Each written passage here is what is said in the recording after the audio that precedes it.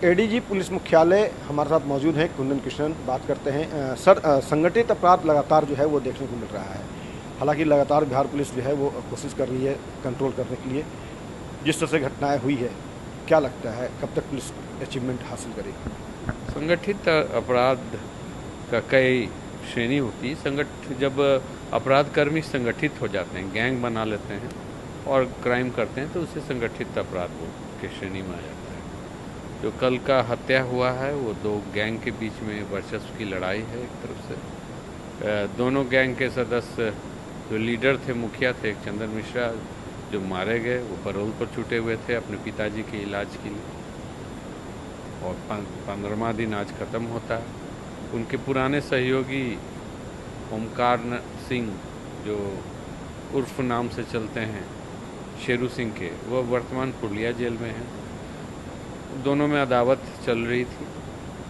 अभी तक तफ्तीश में आई ही बिंदु से मालूम होता है कि उन्होंने अपने गैंग मेंबर्स के थ्रू ये अपराध करवाया। ज्ञात है कि तनिष्क ज्वेलरी शॉप आरा में मार्च में लूट हुई थी, उसमें भी शेरू सिंह की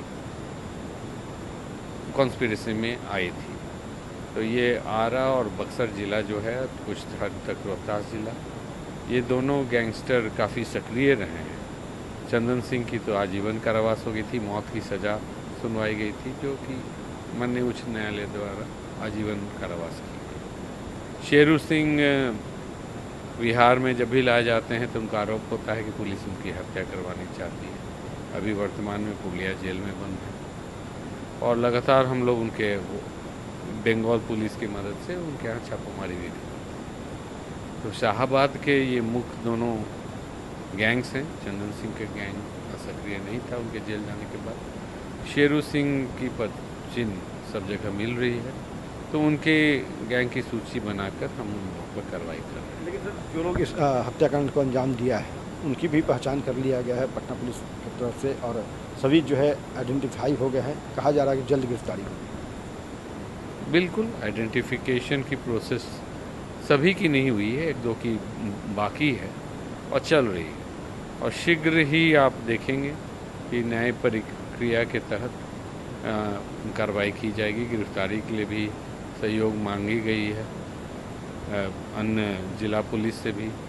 बक्सर में भी कल कुछ लोग डिटेन किए गए थे जो इनके गैंग से संबंधित थे, उनसे पूछताछ की गई।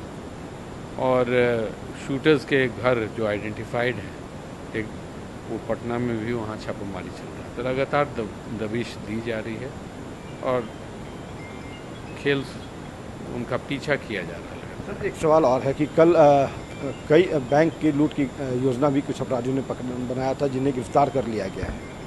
एसटीएफ मुख्यतः संगठित अपराध कर्मी पर काम करता है, नक्सल पर काम करता है। नक्सल में हम लोग को काफ़ी सफलता मिली है। एक गैंग था, वो उनके भी सरगना जेल में बंद हैं, बेउर जेल में। उन्होंने टारगेट किया था दो ज्वेलरी शॉप को, एक आशियाना में और एक दीघा मोड़ पर। जब सूचना मिली मुखबिरों से तो उस पर तीव्र गति से कार्रवाई की गई और उनके आधे सदस्य लोग गिरफ्तार हो गए। हथियार भी बरामद हुई है, मोटरसाइकिल भी जो लाई गई थी इस कार को अंजाम देने के लिए, उस पर भी उनको भी पकड़ा गया। इसी प्रकार पावापुरी में एक से प्राप्त सूचना था कि एक बैंक को लूटी जानी है नालंदा जिला से, उसको शेयर किया गया।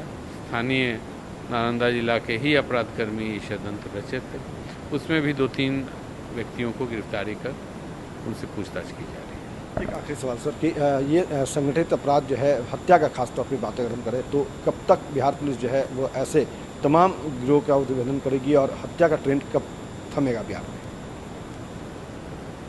जो संसाधन है और जो तकनीकी विश्लेषण हो सकती है सभी की जा रही है। कई हत्याएं प्रिवेंट भी हुई है। कुछ लोग धन्यवाद भी दिए हैं कि आपने हमको सूचना दे दिया, सतर्क कर दिया, पकड़ लिया अपराधियों को घटना करने के पहले। ऐसे भी लोग हैं जो सामने नहीं आते हैं। ये लगातार होते रहेगा। हत्याओं का विभिन्न कारण होता है।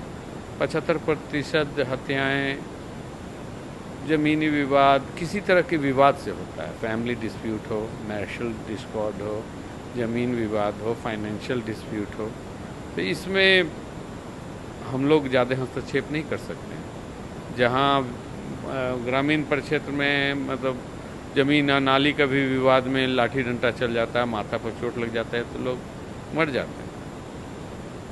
हमारा प्रयास हमेशा रहता है कि हर जो क्राइम होता है और हत्या जैसे क्राइम उसमें लगकर गिरफ्तारी की जाए और प्रोसिक्यूशन की जाए।